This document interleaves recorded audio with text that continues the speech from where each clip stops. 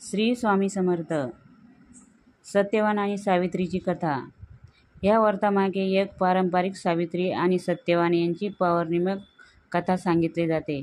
अनेक वर्षापूर्वी भद्र देशात अश्वपती नावाचा राजा राज्य करीत होता. त्याला सावित्री नावाची कन्या होती. सावित्री ही अतिशय सुंदर, नम्र, गुणी मुलगी होती. सावित्री उपवर झाल्यानंतर राजाने तिला आपले पती निवडण्याची परवानगी दिली. सावित्रीने सत्यवान नावाच्या राजकुमाराची निवड केली. सत्यवान हा अंध राजाचा मुलगा होता. तो शत्रूकडून हरल्यामुळे आपली राणी आणि मुलासहित राजा जंगलात राहत होता. भगवान नारदाला माहीत होतं, सत्यवानाचं आयुष्य खूप कमी आहे. आयुष्य केवळ त्याचं 1 वर्षाचंच आहे. सत्यवानाने तिला लग्नाला नाकार दे म्हणून सांगितलं. त्यांच्याशी लग्न करू नको असा सल्लाही दिला, पण सावित्रीने ते ऐकलं नाही. सावित्रीनं मान्य केलं नाही. सत्यवानाशी विवाह केला. जंगलात राहू लागली. जंगलात नवऱ्याबरोबर सासू सासऱ्यांची सेवा करू लागली. सत्यवानाचा मृत्यू तेव्हा 3 दिवस येऊन टेपला. तेव्हा तिने 3 दिवस उपवास धरला. तेव्हा पौर्णिमा होती. तिनं उपवास करून सावित्रीचं व्रत आरंभले. सत्यवान जंगलात लाकडे तोडण्यासाठी निघाला. सावित्री त्याच्याबरोबर गेली.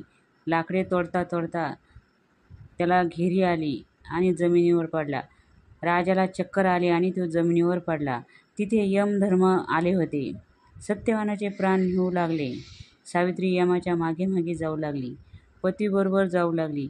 यमाने अनेक वेळा तिला सांगितले, सावित्री तू परत घरी जा, सासू सासऱ्यांची सेवा कर. सावित्रीने साफ नाकार दिला. पतीबरोबर जाण्याचा हट्ट धरला. अखेरी यम कंटाळून यमाने पती सोडून दिला आणि 3 वर मागण्यास सांगितले. सावित्रीला 3 वर मागण्यास सांगितले. सावित्रीने 3 वर मागितलेही. सासू सासऱ्यांचे डोळे व राज्य परत मागितले आणि आपल्याला पुत्र व्हावा असाही वर मागितला. यमराजाने गफलतीने तथास्तु म्हटले. तेव्हा त्याला वचनबद्ध आठवण झाली. सत्यवानाचे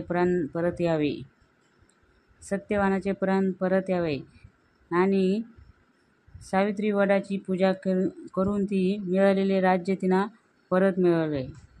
या महिन्याच्या पौर्णिमेला स्त्रियांनी वडाची पूजा करून उपवास करतात.